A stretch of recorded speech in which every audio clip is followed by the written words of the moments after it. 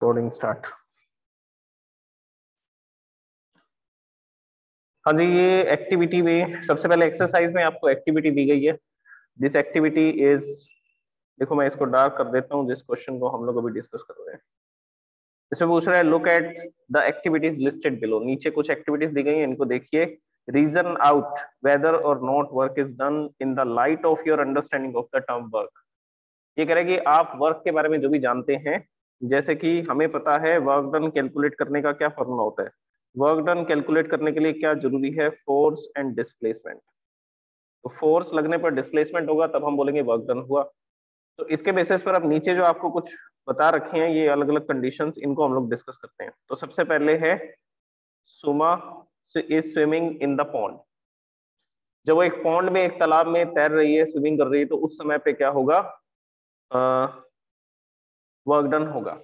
कैसे होगा आप देखिए। सबसे पहली बात, जो वाटर है वो इस तरह से है, और जो पर्सन है वो इस तरह से स्विमिंग करेगा। और स्विमिंग करने के लिए इसको क्या करना पड़ेगा?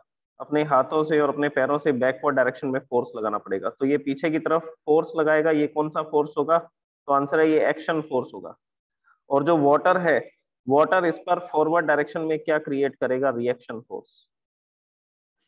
तो यहाँ पर ये क्या अप्लाई करने वाली है? ये एक्शन फोर्स अप्लाई करेगा, और वाटर इसके ऊपर रिएक्शन फोर्स लगाएगा। तो रिएक्शन फोर्स की वजह से ये किस तरफ चलना स्टार्ट हो जाएगा? ये जो पर्सन इसमें स्विमिंग कर रहा है, ये रिएक्शन फोर्स की वजह से फॉरवर्ड डायरेक्शन में मूव करेगा। तो जिस डायरेक्शन में इस पर रिएक्शन फोर्स लग रहा है, उसी डायरेक्शन में ये डिस्प्लेस हो रहा है। तो फोर्स और डिस्प्लेसमेंट सेम डायरेक्शन में है। तो जो रिएक्शन फोर्स होगा, वाटर का रिएक्शन फोर्स होगा, वो वर्क डन करेगा। तो फर्स्ट केस में क्या लिखेंगे? Reaction force and displacement are in same direction. Reaction force and displacement are in same direction. ये same direction में है, so work is done. So work is done. Force into displacement, तो work done होगा।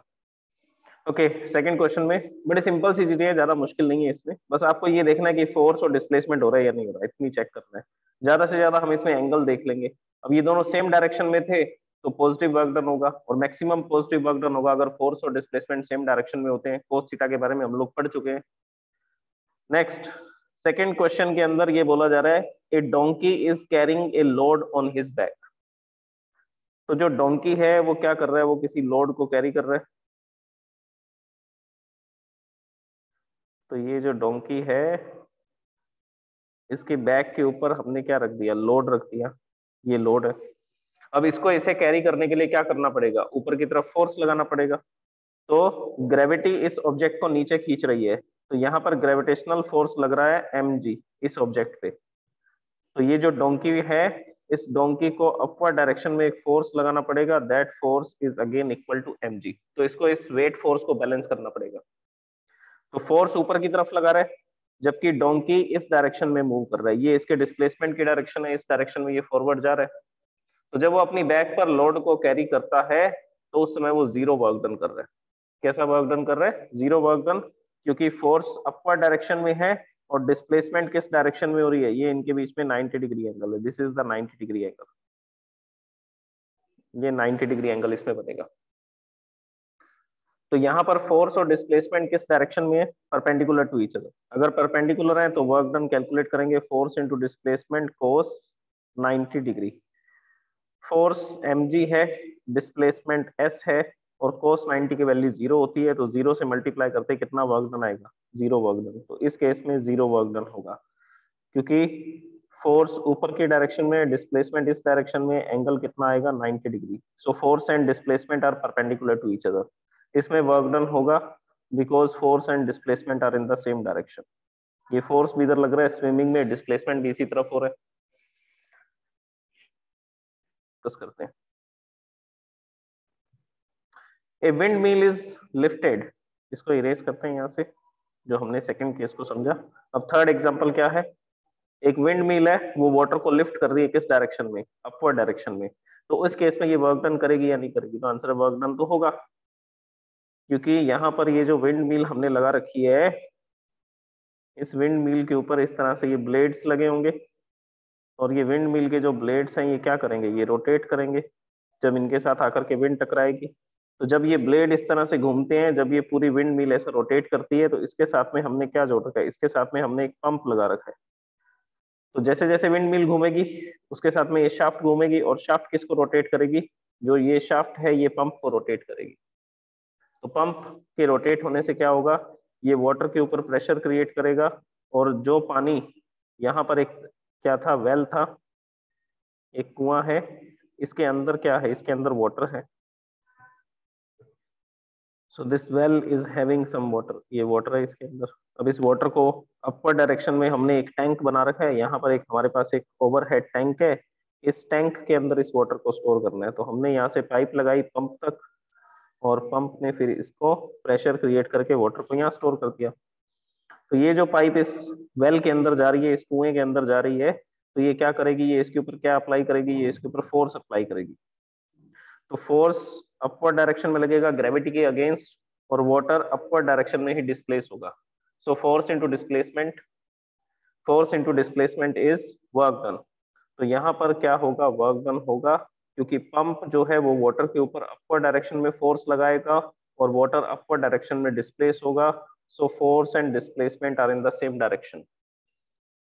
तो pump force produce करेगा और water का displacement होगा, फोर्स इंटू डिस्प्लेसमेंट क्या होगा, वर्क डन होगा। क्लियर है सबको? नेक्स्ट केस को डिस्कस करते हैं। नेक्स्ट है green plant is carrying out photosynthesis. Photosynthesis reaction का होना वो तो एक केमिकल चेंज है, केमिकल चेंज में मैकेनिकल वर्क डन नहीं होगा। केमिकल चेंज में क्या नहीं होगा, मैकेनिकल वर्क डन नहीं होगा। अगर आप एटॉमिक लेवल पे सोचोगे तो उस केस में तो एटम एक प्लेस से दूसरे प्लेस पर मूव करेंगे तो वर्क डन तो करते ही है एक्चुअल में, लेकिन अभी हम लोग इसको केमिकल रिएक्शन के बेसिस पे अंडरस्टैंड कर रहे हैं। तो मैकेनिकल वर्क इसमें कुछ नहीं दिखेगा, ग्रीन प्लांट मूव नहीं करेगा। तो जब ग्रीन प्लांट के ऊपर प्लांट है, इस प्लांट के ऊपर जब लाइट इंसिडेंट होती है, ये इसकी लीव्स हैं,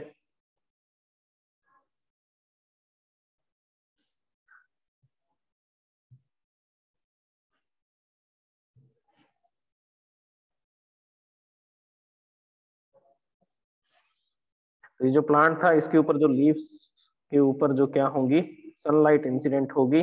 उस सनलाइट से क्या होगा, यहाँ पर सन है, इसके ऊपर सनलाइट आ रही है पूरे प्लांट के ऊपर, तो इस सनलाइट को एब्जॉर्ब करके ये प्लांट क्या नहीं कर रहा, डज नॉट मूव। ये क्या नहीं करेगा, ये मूव नहीं करेगा, डज नॉट मूव। तो लाइट आकर के इस पे इंसिडेंट होती है, तो लाइट इस पे कोई फोर्स नहीं लगाती है, तो ग्रीन प्लांट कोई फोर्स को एक्सपीरियंस नहीं कर रहा है फोटोसिंथेसिस के दौरान। उस समय पे फोर्स एक्सपीरियंस नहीं कर रहा है, और ये प्लांट मूव भी नहीं कर रहा, डिस्प्लेसमेंट भी नहीं हो रहा। तो इस क्वेश्चन के अंदर क्या होगा, जीरो वर्क, कोई वर्क डन नहीं हो रहा, प्लांट मूव नहीं कर रहा लाइट एनर्जी से। तो यहाँ पर तो क्या हो रहा है, यहाँ पर केमिकल रिएक्शन हो रही है। फोटोसिंथेसिस क्या है, एक केमिकल रिएक्शन। उस केमिकल रिएक्शन में क्या होता है, CO2 H2O कंबाइन होते हैं और ग्लूकोज के मॉलिक्यूल को प्रोड्यूस करते हैं। और कौन से मॉलिक्यूल को प्रोड्यूस करते हैं, ग्लूकोज मॉलिक्यूल को प्रोड्यूस करते हैं। तो CO2 H2O के कॉम्बिनेशन से ग्लूकोज का मॉलिक्यूल बनता है। This process is called photosynthesis. इस प्रोसेस को फोटोसिंथेसिस बोला जाता है। ओके तो इस रिएक्शन में भी कोई वर्क डन नहीं होगा। तो फोर्थ एग्जांपल में no work done, because green plant is not moving due to the radiation of the light. तो लाइट के रेडिएशन के कारण ग्रीन प्लांट क्या नहीं करता, मूव नहीं करता है। So if it is not moving then no work is done. तो हमने 4 पॉइंट्स कंप्लीट कर लिए। अब आते हैं फिफ्थ पॉइंट पे। ये फिफ्थ पॉइंट है, an engine is pulling a train. यहाँ पर तो वर्क डन होगा, इंजन क्या करेगा, फोर्स प्रोड्यूस करेगा। इंजन फोर्स प्रोड्यूस करेगा तभी तो ट्रेन पुल होगी। तो यहाँ पर हमने देखा कि यहाँ पर एक इंजन लगा हुआ है, और ये जो इंजन है इसके अंदर यहाँ पर एक सिस्टम लगा हुआ है, वो सिस्टम फोर्स प्रोड्यूस करता है, और इसके साथ में कुछ वैगन्स लगे हुए हैं, ये वैगन्स हैं, ये बन गई ट्रेन, और ये एक ट्रैक के ऊपर मूव करेगी। तो ये जो इंजन है ये फॉरवर्ड डायरेक्शन में फोर्स प्रोड्यूस करता है, और फोर्स प्रोड्यूस करने से ये इसी डायरेक्शन में डिस्प्लेस होता है। So it is doing the work done. तो इंजन मैकेनिकल वर्क डन करता है। उस मैकेनिकल वर्क डन से क्या होता है, ये जो ट्रेन है ये मूव करना स्टार्ट कर देती है, मतलब कि इस ट्रेन के पास कौन सी एनर्जी आ जाती है, काइनेटिक एनर्जी।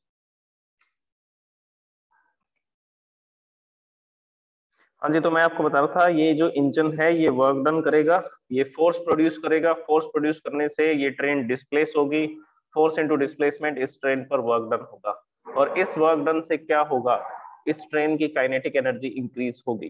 तो पहले ये रेस्ट में थी, धीरे धीरे इसकी काइनेटिक एनर्जी इंक्रीज होती जाएगी, जैसे जैसे क्या इंक्रीज होगी, इसकी वेलोसिटी इंक्रीज होगी।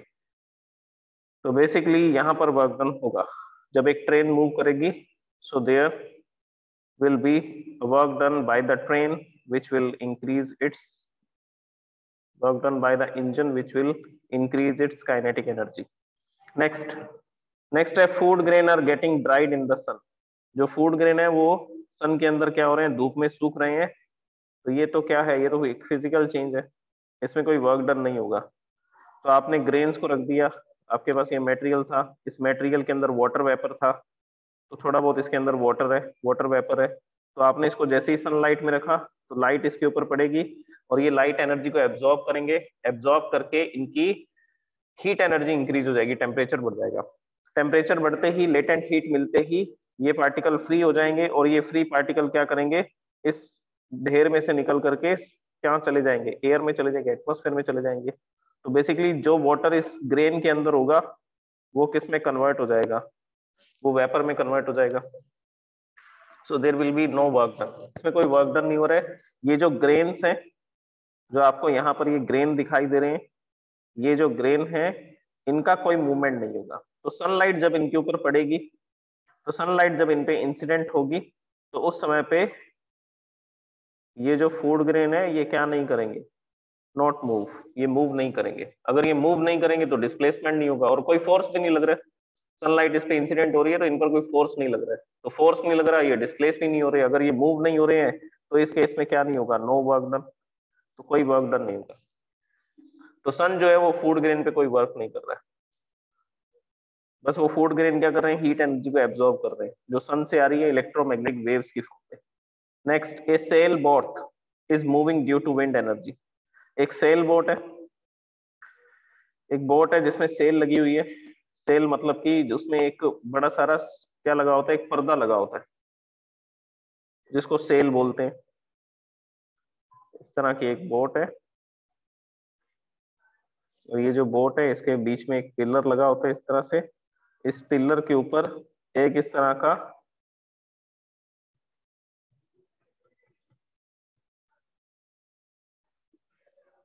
सेल लगा होता है ये।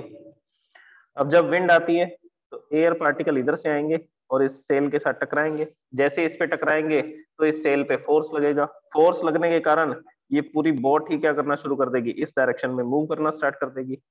तो जो विंड है, विंड मतलब मूविंग एयर, एयर पार्टिकल्स, जो एयर पार्टिकल मूव कर रहे हैं।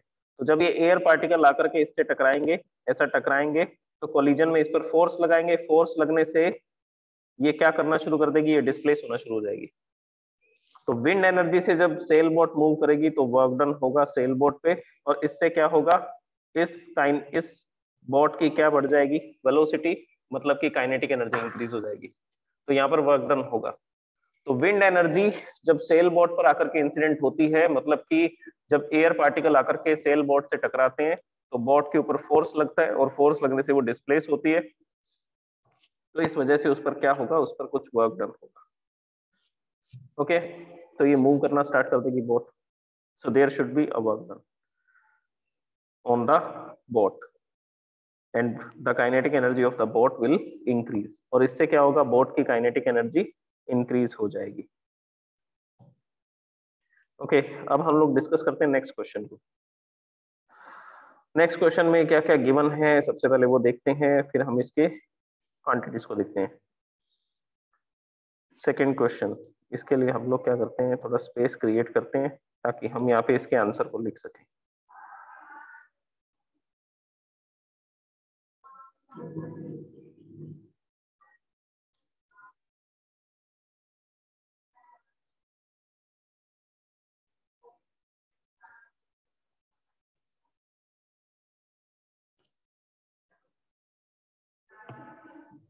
ओके, अब हम लोग करते हैं इसमें इस क्वेश्चन को स्टडी।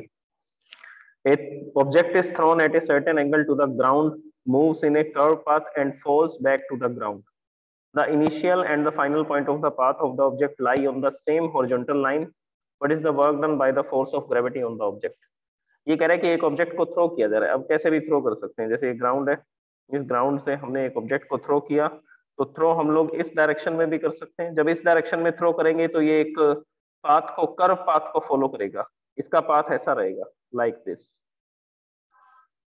तो ये सेम हॉरिजॉन्टल ग्राउंड पे, मतलब जिसका जो एल्टीट्यूड है वो सेम है, सेम हाइट है सब जगह पर ग्राउंड की। तो ये जो ऑब्जेक्ट है ये इस तरह से ट्रेवल करता है, ग्रेविटी के इफेक्ट में मैक्सिमम हाइट पे जाता है, फिर दोबारा से नीचे आ जाता है, तो ये आकर के जमीन पर फिर टकरा जाता है। तो ये जो कर्व पाथ को फॉलो करता है उसको बोला जाता है प्रोजेक्टाइल। और ये जो आपको मोशन दिखाई दे रहा है इसको प्रोजेक्टाइल मोशन बोलते हैं। तो जब आप स्टोन को वर्टिकल डायरेक्शन में थ्रो ना करके किसी एंगल पे थ्रो करते हैं, ये वर्टिकल डायरेक्शन थी, तो आपने वर्टिकल डायरेक्शन से या हॉरिजॉन्टल डायरेक्शन से कुछ एंगल पे इसको थ्रो किया, जैसे 30 डिग्री एंगल पे थ्रो किया, तो ऐसा घूम करके वापस सरफेस पे आ जाता है। क्वेश्चन ये है कि इसमें वर्क डन कितना हुआ, या इससे इसकी कोई एनर्जी इंक्रीज होगी? तो आंसर है नो, ग्रेविटी कोई वर्क डन नहीं करेगी, क्योंकि वर्क डन का फॉर्मूला क्या होता है? वर्क डन का फॉर्मूला होता है mgh। h क्या है? Zero. h is the displacement, और जो डिस्प्लेसमेंट होता है वो क्या होता है? वो इनिशियल और फाइनल पोजीशन के बीच में होता है। मैंने आपको बताया था कि ऑब्जेक्ट इस पोजीशन पे, आपने ऑब्जेक्ट को एक स्टेयर्स के थ्रू ऑब्जेक्ट को आप इस पोजीशन पे ले आते हैं। ये इसकी इनिशियल पोजीशन है, ये इसकी फाइनल पोजीशन है। So this is the initial position and this is the final position. तो इनिशियल और फाइनल के बीच में ये जो परपेंडिकुलर डिस्टेंस होती है, शॉर्टेस्ट डिस्टेंस होती है, इसी को तो हम लोग क्या बोलते हैं? डिस्प्लेसमेंट बोलते हैं। तो अब ऑब्जेक्ट ग्राउंड से चला था और घूम करके वापस ग्राउंड पे ही आ गया, तो इस केस में इसकी हाइट तो बदली नहीं, तो इस केस में क्या नहीं हुआ? इसकी हाइट तो चेंज हुई नहीं। अगर हाइट नहीं चेंज हुई तो क्या नहीं होगा? कोई वर्क डन नहीं होगा। तो हम लोग इसका आंसर क्या लिखेंगे? नो डिस्प्लेसमेंट, और you can say that zero displacement, or you can say that zero displacement, no displacement, or you can say that zero displacement, because the distance between the initial and final position of the object is zero। तो ये कोई height को attain नहीं कर रहा है, वापस उसी पोजीशन पे आ रहा है। तो जिस ऑब्जेक्ट को जहां से उठाया था वापस वहीं आ गया, तो कोई वर्क डन नहीं किया ग्रेविटी ने इस पर। ओके, नेक्स्ट इसका एक और केस ले सकते हैं हम लोग। वो एक और केस इस तरह से हो सकता है कि जैसे ये ग्राउंड था, आपने एक ऑब्जेक्ट को वर्टिकली अपवर्ड डायरेक्शन में थ्रो किया, तो वर्टिकली अपवर्ड डायरेक्शन में जब आप इसको थ्रो करोगे हॉरिजॉन्टल के साथ, कितने डिग्री एंगल पे? 90 डिग्री एंगल पे। जब आप इसको परपेंडिकुलरली 90 डिग्री के एंगल पे थ्रो करोगे तो ये ऑब्जेक्ट इस तरह से ऊपर की तरफ जाएगा और मैक्सिमम हाइट अटेन करेगा। मैक्सिमम हाइट अटेन करने के बाद में ये किसमें आ जाएगा? रेस्ट में। रेस्ट में आने के बाद फिर से क्या करेगा? Free fall. फ्री फॉल करके दोबारा से कहाँ आ जाएगा? इनिशियल पोजीशन पे। तो स्टोन को आपने जहां से उठाया घूम करके वापस वहीं आ गया। तो स्टोन को जहां से हम लोग उठा रहे हैं वापस घूम करके उसी पाथ को फॉलो करते हुए उसी पोजीशन पे आ जाता है। So the minimum distance between initial and final position, or you can say that shortest distance between initial and final position is zero। तो जो शॉर्टेस्ट डिस्टेंस है इनिशियल और फाइनल पोजीशन में वो क्या है? जीरो है। मतलब कि इस केस में भी क्या होगा? डिस्प्लेसमेंट जीरो होगा। अगर डिस्प्लेसमेंट जीरो होगा तो ग्रेविटी कोई वर्क करेगी क्या? तो आंसर है no, zero work done. Formula लगाएंगे mgh, h की जगह पे जीरो लिखा जाएगा, so work done is zero. तो ये सेकंड क्वेश्चन का आंसर है। Okay, now the next question, a battery lights a bulb, describe the energy changes involved in the process. तो ये थर्ड क्वेश्चन जिसको मैं डार्क कर रहा हूँ, इसको हम लोग सॉल्व करते हैं। इसमें पूछा गया कि एक बल्ब को जलाया जा रहा है बैटरी के थ्रू, तो इसमें क्या क्या चेंजेस हो रहे हैं? तो चेंजेस मैं बता देता हूँ। बैटरी के अंदर होगी केमिकल रिएक्शन, और केमिकल रिएक्शन में जो एनर्जी प्रोड्यूस होती है उसको क्या बोलते हैं? Chemical energy. तो बैटरी के अंदर है केमिकल एनर्जी। वो केमिकल एनर्जी से इलेक्ट्रॉन मूव करना शुरू करेंगे सर्किट में, और चार्जेस के पास जो एनर्जी होती है इलेक्ट्रॉन, मतलब कि चार्ज पार्टिकल, उसको बोलते हैं इलेक्ट्रिकल एनर्जी। तो बैटरी की केमिकल एनर्जी इलेक्ट्रिकल एनर्जी में कन्वर्ट होगी। फिर उस इलेक्ट्रिकल एनर्जी से क्या होगा? बल्ब गर्म होगा। बल्ब के अंदर एक फिलामेंट लगा होता है, वो फिलामेंट हम लोग टंगस्टन का बनाते हैं। टंगस्टन का इसलिए बनाते हैं क्योंकि उसका रेजिस्टेंस ज्यादा होता है। रेजिस्टेंस ज्यादा होने का मतलब है कि उसमें से करंट इजीली फ्लो नहीं कर सकता, उसमें इलेक्ट्रॉन जब चलेंगे तो कोलिजन करेंगे।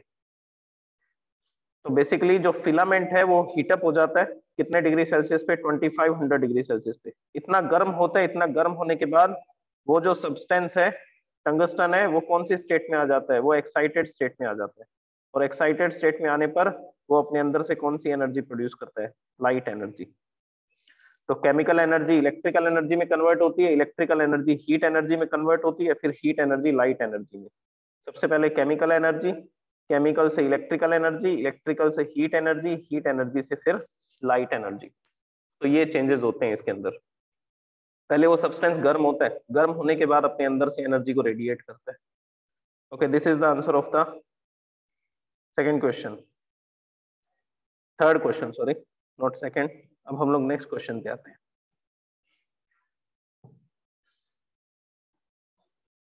Next question is fourth question. A certain force acting on a 20 kilogram mass changes its velocity from 5 to 2। एक ऑब्जेक्ट के ऊपर फोर्स लगता है जिसकी वजह से 20 किलोग्राम का जो ऑब्जेक्ट है उसकी स्पीड 5 मीटर पर सेकंड से 2 मीटर पर सेकंड हो जाती है। आपको वर्क डन कैलकुलेट करना है। तो वर्क डन कैलकुलेट करने के लिए क्या फॉर्मूला होता है, change in kinetic energy half mv square minus half mu square. अब इस क्वेश्चन में क्या क्या गिवन है, इनिशियल वेलोसिटी 5 है, पहले उसकी वेलोसिटी 5 थी, फाइनल वेलोसिटी कितनी होगी 22 होगी, सॉरी नॉट 20, 2 मीटर पर सेकंड। और मास कितना गिवन है, मास गिवन है 20 किलोग्राम, मास 20 किलोग्राम गिवन है। तो ये सारी वैल्यूज इसमें पुट कर देते हैं। तो आपको दिख ही रहा है वेलोसिटी कम हो रही है, 5 से 2 हो रही है। तो वेलोसिटी अगर डिक्रीज हो रही है तो काइनेटिक एनर्जी भी डिक्रीज होगी। तो नेगेटिव वर्क डन का ये एग्जांपल है। तो ब्रेक फोर्स वो फोर्स होगा जो इस 20 किलोग्राम के ऑब्जेक्ट को 5 मीटर पर सेकंड से 2 मीटर पर सेकंड पे ले आएगा और अपोजिट डायरेक्शन में वर्क डन करेगा। तो नेगेटिव वर्क डन है, मोशन के अपोजिट डायरेक्शन में वर्क डन।